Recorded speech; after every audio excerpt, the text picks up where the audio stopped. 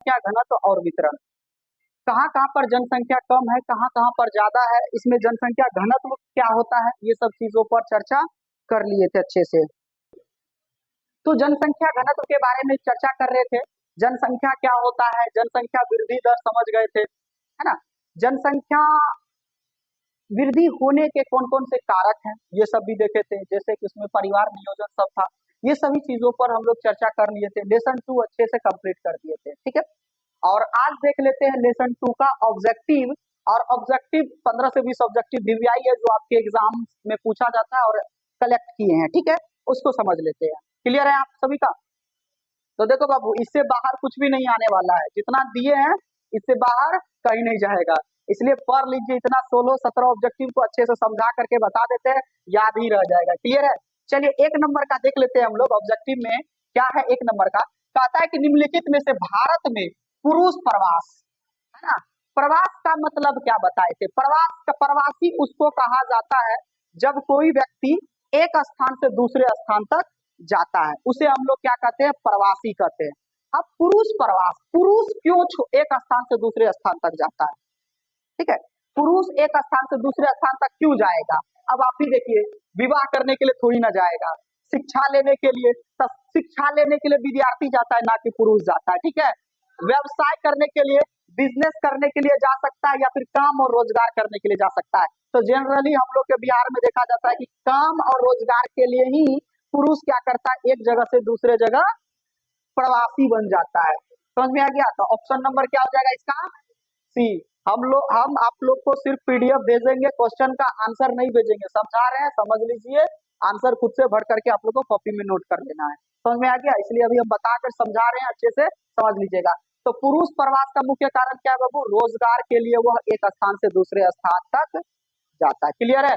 चलिए next question देख लेते हैं। कहता है कि निम्नलिखित में से कौन सा क्षेत्र सघन जनसंख्या वाला है? सघन, अब देखो सघन का मतलब होता है अधिक। सघन का मतलब क्या होता है? अधिक। अधिक जनसंख्या वाला क्षेत्र कौन सा है? अब अधिक जनसंख्या वाला कहाँ का क्षेत्र दिया है? तो सघन जनसंख्या, तो देखिए विदेश का दिया गया है, यहाँ का डेटा कि भारत का दिया, वो देख लेते हैं। तो सघन का मतलब होता है सबसे ज्यादा जनसंख्या। हम बताए थे ना कि कम जगह रहेगा और यहाँ पर लोग काफी भरल रहेगा, तो उसी को कहते हैं सघन जनसंख्या। जैसे बिहार देखिए ना, क्षेत्रफल की दृष्टि से 12वां स्थान पे है, जनसंख्या में दूसरे स्थान पे है। पहला यूपी और दूसरा बिहार, तीसरा महाराष्ट्र। तो यहाँ पर जनसंख्या ठूस ठूस के भरल है। तो जनसंख्या क्यों भरल है? क्योंकि यहाँ की जो मैदान है समतल मैदान है, यहाँ का मौसम सही है, मानसूनी सही, सब कुछ सही से है।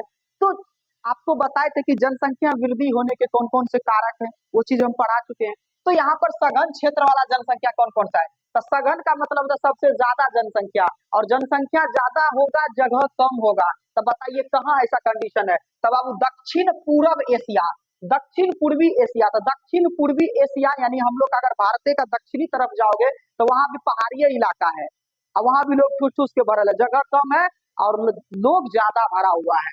भूमध्य रेखा प्रदेश, भूमध्य रेखा का मतलब होता है बीचों बीच इक्वेटर लाइन पर। इक्वेटर लाइन पर लोग ज्यादा नहीं रहते, एक साउथ अफ्रीका आता है, ठीक है, ये भी नहीं होगा। ध्रुवीय प्रदेश में तो लोग रहता ही नहीं है, बर्फीला इलाका में रहेगा, यहाँ पर होता ही नहीं है जनसंख्या।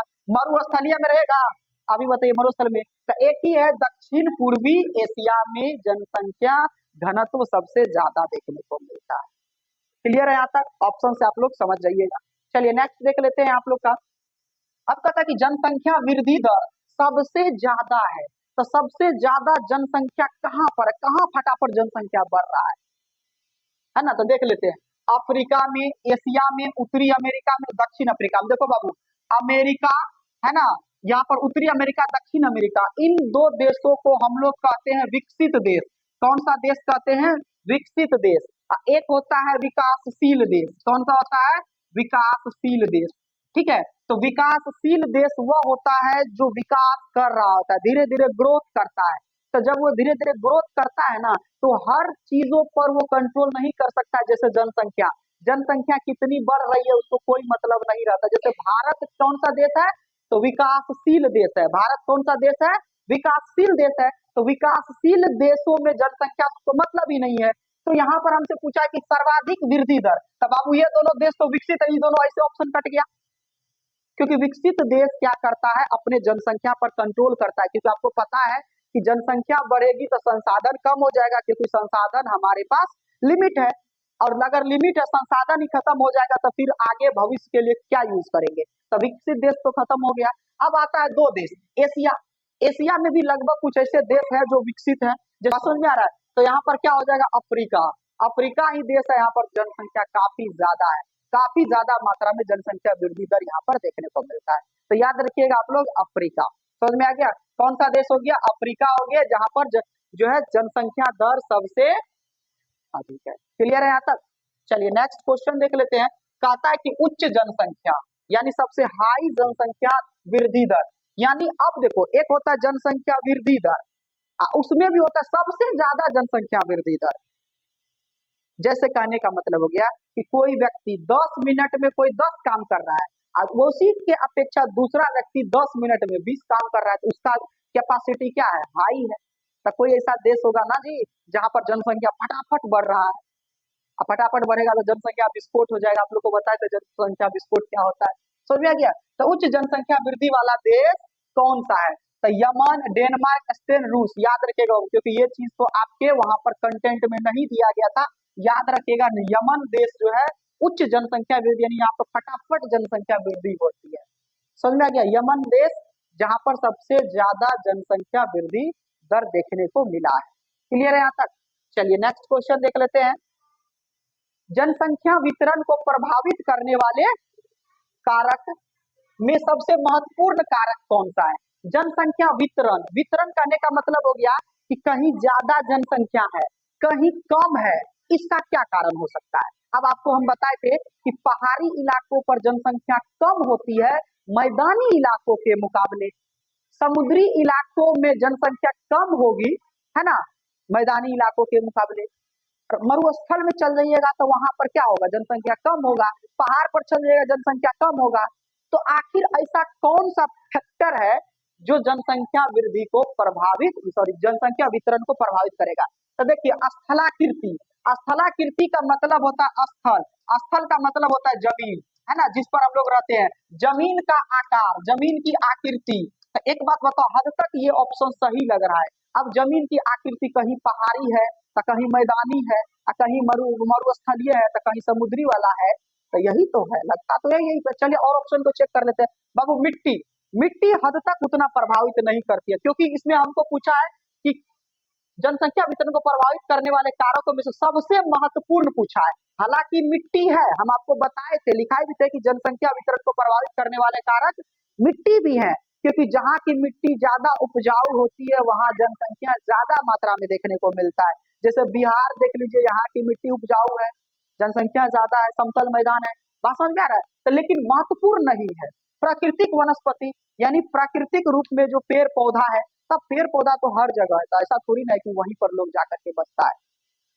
जैसे अभी हम जंगल का बात बताए थे, जंगल में कम लोग देखने को मिलता है, ये भी उतना नहीं है, लेकिन हाँ फैक्टर है, कारक है, लेकिन महत्वपूर्ण नहीं है। ये कारक है लेकिन महत्वपूर्ण है। जलवायु देखो, क्लाइमेट, क्लाइमेट भी मायने रखता है। जैसे आपको हम बताए थे, रूस की जलवायु हमेशा सर्द जलवायु होती है, हमेशा वहाँ सालों भर ठंडी होती है, जबकि भारत की जलवायु कैसा है, उष्ण कटिबंधीय जलवायु है। यहाँ पर सालों भर गर्मी रहती है, 2 महीना सिर्फ ठंडी रहती है, बाकी सालों भर गर्मी रहती है। तो भारत की जलवायु, तो जलवायु भी ज्यादा मैटर नहीं करता। क्या रूस में जनसंख्या कम है जी, ऐसा थोड़ी है ना, वहां भी जनसंख्या ज्यादा है। तो ये भी उतना महत्वपूर्ण नहीं है, लेकिन हाँ फैक्टर तो है, जनसंख्या वितरण को प्रभावित करने वाले कारक हैं, बट महत्वपूर्ण नहीं है। एक ही महत्वपूर्ण लगा, कौन, स्थलाकृति, क्योंकि जमीन की आकृति जैसा होगा लोग वहां पर ज्यादा होंगे। अगर मान के चला पहाड़ी इलाका मिल जाएगा तो लोग थोड़ी ना पहाड़ पर जाकर के रहेंगे, तो जमीन की स्थलाकृति जैसा होगा वहां सब। समझ में आ गया, आगे बढ़े, देखे हो गया ये वाला क्वेश्चन आप लोग का। चलिए नेक्स्ट, कहता है किस वर्ष विश्व की मानव जनसंख्या 6 अरब हो गई। बाबू जीके है, आप लोग नोट कर लीजिएगा, इस ऑब्जेक्टिव बहुत इंपॉर्टेंट, कहाँ छाट के आप लोग को पता नहीं होगा। बात समझ में आ रहा है, कौन सा साल में जो पूरा विश्व का जनसंख्या 6 कितना है, अरब हो गया था। तो बाबू याद रखिएगा यहाँ पर 1999 में है ना, ये जीके है। 1999 में जो है पूरे विश्व की जनसंख्या कितना अरब हो गई थी, 6 अरब हो गई थी। क्लियर है यहाँ तक। चलिए नेक्स्ट ऑब्जेक्टिव देख लेते हैं। कहता है निम्नलिखित में से किस देश की जनसंख्या बढ़ने के बदले घट रही।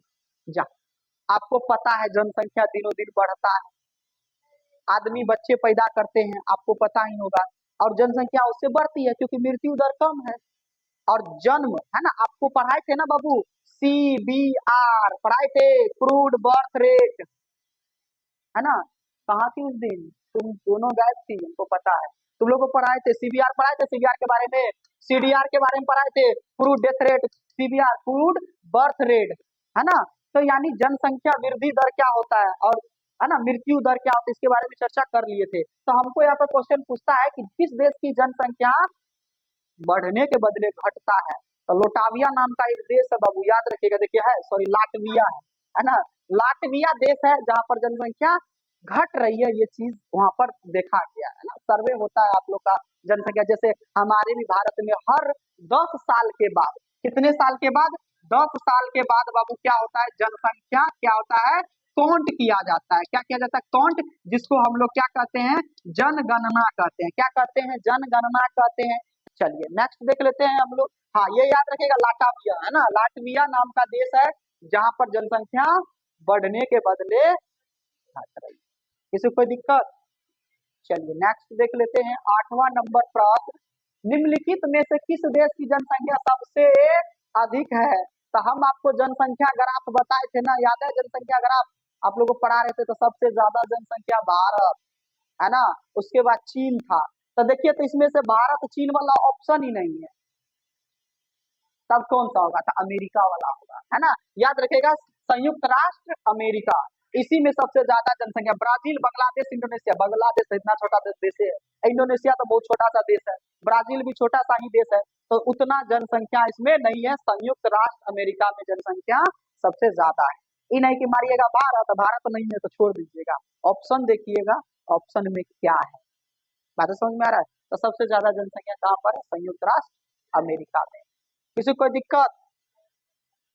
चलिए जननांकीय, चलिए जननांकीय संक्रमण का सिद्धांत नोएस्टीन, कौन दिया था, नोएस्टीन। ये सब तो याद रखिए, ये सब तो लिखा है नोएस्टीन, जननांकीय संक्रमण का सिद्धांत नोएस्टीन ने दिया था। आगे बढ़े, चलिए नेक्स्ट देख लेते हैं, निम्नलिखित में कौन एक जनसंख्या परिवर्तन का कारक नहीं है। जनसंख्या परिवर्तन यानी जनसंख्या में वृद्धि को ही या घटित, यानी जब घटता है या बढ़ता है उसी को कहते हैं परिवर्तन। जैसे मान के चलिए, पहले जनसंख्या था 100 करोड़, ठीक है, हो सकता है उस देश में कोई महामारी आ गया हो, जैसे कोरोना वाला महामारी, पूरा जनसंख्या आधा का आधा लपेट दिया, आधा का आधा लपेट दिया जब, तो मान के चलिए उसमें 95 करोड़ ही बचा, तो देखो घटा ना जी। चाहे किसी भी कारणवश से घटे या बढ़े, चाहे किसी भी कारणवश जनसंख्या घटे या बढ़े, उसी को परिवर्तन कहते हैं। तो जनसंख्या परिवर्तन का कारक कौन सा नहीं है। तो एक बात बताइए जी, प्रवास होगा, यानी एक जगह से दो लोग दूसरे जगह जाएगा तो परिवर्तन होगा, ये भी हद तक सही है। आवास, अब देखिए आवास कैसे हो सकता है, आवास का मतलब तो रहन सहन, रहना सहना, ये जनसंख्या परिवर्तन का कारक नहीं है। मृत्यु भी होगा, जन्म भी होगा, लेकिन आवास नहीं होगा, इसका मतलब option number B is correct. बात समझ में आ रहा है, ऑप्शन नंबर बी करेक्ट है, यानी आवास से हमको कोई लेना देना नहीं है, वहां पर सिर्फ रहा जाता है, आवास थोड़ी ना जनसंख्या परिवर्तन का कारक है। बातें समझ में आ रहा है, ठीक है। कहता है कि प्रतिकर्ष और अपकर्ष, प्रतिकर्ष का मतलब क्या होता है, जब हम एक जगह से छोड़ करके दूसरे जगह जाते हैं, है ना, और अपकर्ष वहां से छोड़ करके आया तो हमारे लिए अपकर्ष। तो प्रतिकर्ष और अपकर्ष कारक उत्तरदायी है ना। तो प्रवास के लिए, भूमि निम्नीकरण के लिए, वायु प्रदूषण, गंदी बस्ती, तो गंदी बस्ती होगा नहीं, गंदी बस्ती रहेगा तो छोड़ के थोड़ी ना चल जाएगा, साफ कर लेंगे।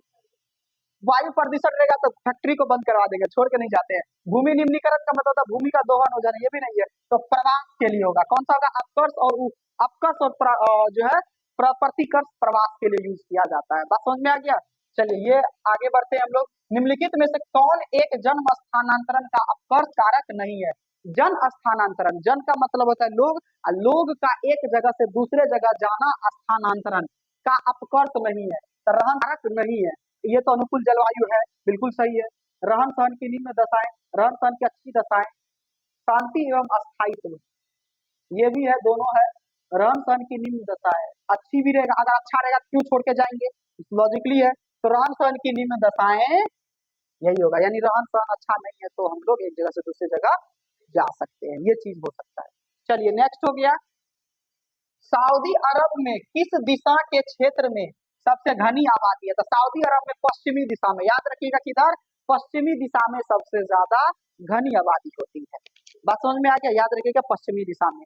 आगे देखते हैं, निम्नलिखित में से किस वर्ष के आसपास विकसित और विकासशील देशों में, हाँ बोले थे ना दो तरह के देश होते हैं, एक विकसित और विकासशील, लेकिन कहता है ऐसा कौन सा साल है जिसमें विकसित देश भी और विकासशील देश भी दोनों का जनसंख्या बराबर था? तो याद रखिएगा 1970 का दशक ऐसा था जिसमें विकसित देश भी, उसमें भी सेम जनसंख्या था, विकासशील देश में भी सेम जनसंख्या था, लेकिन फिर धीरे धीरे धीरे विकसित देश विकसित होता चला गया, जनसंख्या पर कंट्रोल किया, और आज देखो हम लोग से अमेरिका कितना आगे है, भारत हम दो हमारे छह। बात समझ में आ गया, यहाँ भी जनसंख्या कानून लाना चाहिए। बात समझ में आ रहा है? चलिए आगे देख लेते हैं नेक्स्ट, निम्नलिखित में से कौन सा एक तथ्य नहीं है, एक तथ्य सही नहीं होगा, कौन सा होगा तथ्य सही नहीं है, मतलब कौन सा एक सही नहीं है। चलिए आगे देख लेते हैं, विगत 500 वर्षों में मानव जनसंख्या 10 गुने से भी अधिक बढ़ी है। जी बिल्कुल सही बात है, 500 साल में 10 गुना से भी ज्यादा जनसंख्या बढ़ा है, ये सही है, वो तो नहीं पूछा है तो ठीक है। विश्व जनसंख्या में प्रति वर्ष 8 करोड़ लोग जुड़ जाते हैं, जी हाँ ये भी सही है कि 8 करोड़ लोग हर एक साल आपका बढ़ोतरी होता है आपका, ये भी ठीक है। 5 अरब से 6 अरब तक बढ़ने में जनसंख्या को 100 वर्ष लगे थे, ये भी ठीक है, ये भी हम लिखा है कि 5 अरब से 6 अरब तक बढ़ने में जनसंख्या को 100 वर्ष लगे थे, ये ठीक है, लेकिन ये गलत होगा तब, क्योंकि ये 3 सही है तो यही गलत होगा, जननांगीय संक्रमण की प्रथम अवस्था में जनसंख्या वृद्धि उच्च होती है, ये गलत है। बात समझ में आ गया? चलिए आगे नेक्स्ट देख लेते हैं, निम्नलिखित में से कौन सा एक विरल जनसंख्या वाला है? देखो एक था सघन, तभी कौन था जी सघन, सघन में हम लोग देखे थे दक्षिणी एशिया, दक्षिणी एशिया का जगह कैसा था, वो सघन था, कहता विरल जनसंख्या वाला नहीं है, यानी जिसमें विरल नहीं हो, ठीक है, विरल नहीं हो, ठीक है। तो एक बात बताइए, यहाँ दक्षिण पूर्वी एशिया दिया है, तो बाबू दक्षिण पूर्वी एशिया में तो हम सघन वाला देखे थे ना, तो ये विरल नहीं है ना होगा जी, ये सघन वाला है, तो हमसे पूछा कि विरल वाला जनसंख्या नहीं है, तो विरल वाला यही नहीं है, क्योंकि ये तो सघन वाला है, ये इसका मतलब ये तीनों विरल वाला होगा, लेकिन ये वाला सघन वाला नहीं है, यानी ऑप्शन नंबर सी हो जाएगा, क्योंकि ये तो सघन वाला है, तो फिर विरल में कैसे आ जाएगा? एक ऑब्जेक्टिव से दो ऑब्जेक्टिव क्लियर हो गया। तो 16 ऑब्जेक्टिव था हमारे पास, जो वीवीआई था काफी, वो आप लोग को हम बता दिए विद आंसर सहित, एक्सप्लेन भी कर दिए अच्छे से, और आप लोगों को समझ में नहीं आ रहा है तो एक बार अच्छे से पढ़िए लेसन 2 ज्योग्राफी, जनसंख्या वितरण पर प्रभावित करने वाले कौन कौन से कारक है, अच्छे से पढ़िए, उसको समझ जाइए, जनसंख्या घनत्व तो क्या होता है, ऑब्जेक्टिव अपने आप बच जाएगा। बात समझ में आ रहा है? चलिए ठीक है।